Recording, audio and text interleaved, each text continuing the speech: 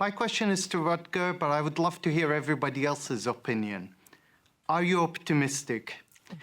Do you believe that the current economic, political, and corporate system would allow a new, fairer, and more sustainable system to be born, or would it be just stillbirth? Rutger.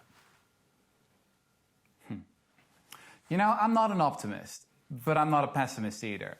To me, optimism sounds a little bit like complacency, where you say, you know, things will turn out to be all right, don't worry. The future will be rich and happy.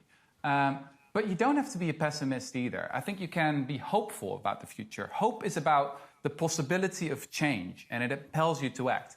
Now, again, if we zoom out a little bit, and if we look at what's been happening in the past 10 years, we've seen that ideas that used to be dismissed as unrealistic, unreasonable, crazy, they've moved into the mainstream.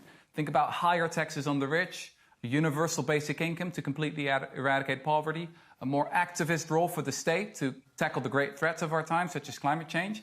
I mean, 10 years ago, that was dismissed as lunacy. But now, if you read, in April, there was an editorial from the Financial Times, not exactly a left-wing publication, but even they said that we need to think about all these things, higher taxes on the rich, a universal basic income. And I think that this year can be, the shifting point where everything changes. Indeed, crises make you remember really important things. They lay bare what's really wrong with society. So, for example, we've learned this year who the real wealth creators are. Turns out that these so-called essential jobs, you look at the lists that have been published around the globe, and the hedge fund managers are not on there. We're talking about teachers, nurses, care workers, you name it, who are doing the really important work. If they go on strike, we're in trouble. That's right. So I hope that this year could be a shifting year where we move into a new zeitgeist. And that's also what I see when I look at a new generation. There's still an old political class in power, who are 50 or 60 years old. They grew up in the era of the Cold War. And that's how they see the world in black and white. Like, they talk about capitalism versus communism, for example. But again, if we zoom out and if we look at the younger generation, at the millennials and Generation Z, here we have the most ethnically diverse, most progressive, most highly educated generation in the history of the world that looks at things very differently.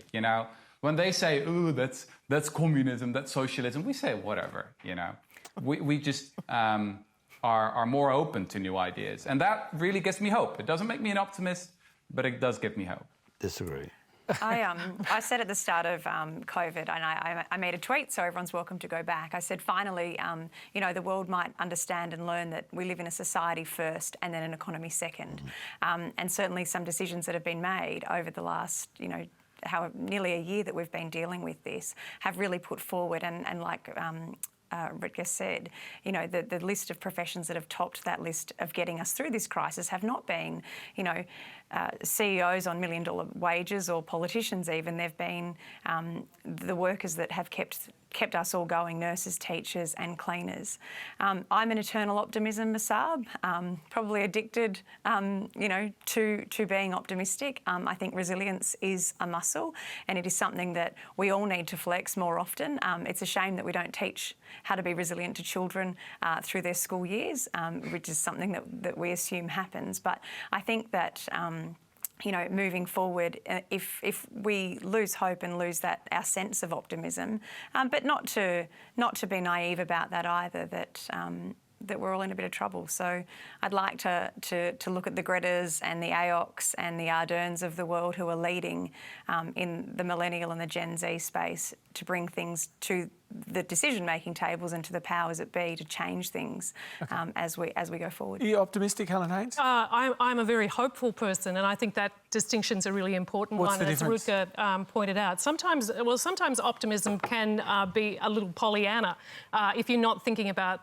what the consequences may be on either side of an argument. But hope is about having a true belief and a true desire, actually, to solve a problem. And I think something we need to be doing a whole lot more in the body politic is around consensus building, around meeting people where they're at.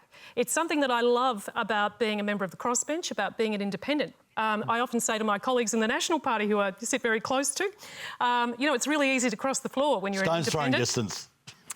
because you look at legislation on its merits. You make a decision about it. You talk to people about it. You try to find which is the best way forward. I think the other thing about hope is that hope and trust go together really, really closely. And what we've been talking about very much at the beginning of this conversation tonight is an erosion of trust. And if we're really going to embrace bold, innovative new ideas, we need to trust in leadership.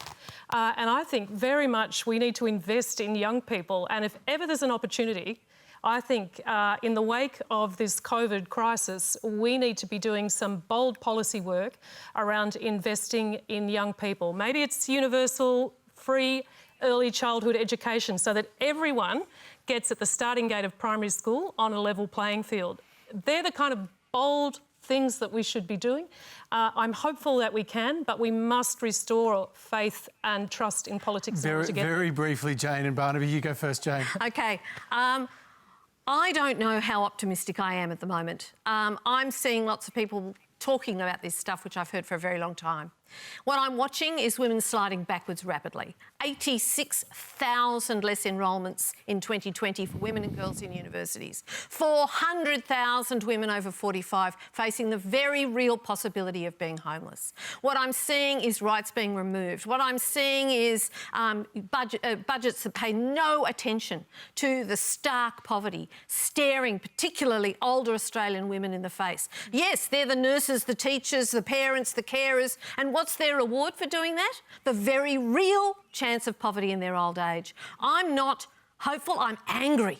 I'm furious. I'm beside myself with anger at the way we have treated my generation of women. They're the girls I went to school with. They're my neighbours. And they are eking out an existence on that appalling, punitive New Start or Job Seeker Now Alliance which is being reduced. I can't watch the actions of our leaders and remain hopeful and optimistic. I am hopeful and optimistic about the attitudes of the public changing, but I'm afraid I am beside myself with fury about how we ignore 51% of the population, still people of colour, people with disability, and I'm sorry, investing in young people and in children in particular is incredibly important, but we've got to stop throwing old people away and warehousing them. And ageism is something that has come to the fore in COVID like nothing else I've ever seen. So I'm neither optimistic or pessimistic. I'm fired by fury. OK, I think you've made that clear. Barnaby, Maintain the rage. Very brief response, please. Don't crap on the system that gave you the best sense of freedom since you left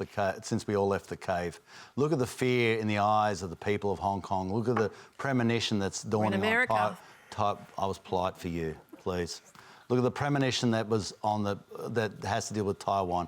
Realise that democracy is a shrinking form of government in the globe, not an increasing form of government in the globe. For all our problems, we have delivered to Australia and to the rest of the world in a democratic system the greatest sense of freedoms that you have ever got in the history of humankind. OK.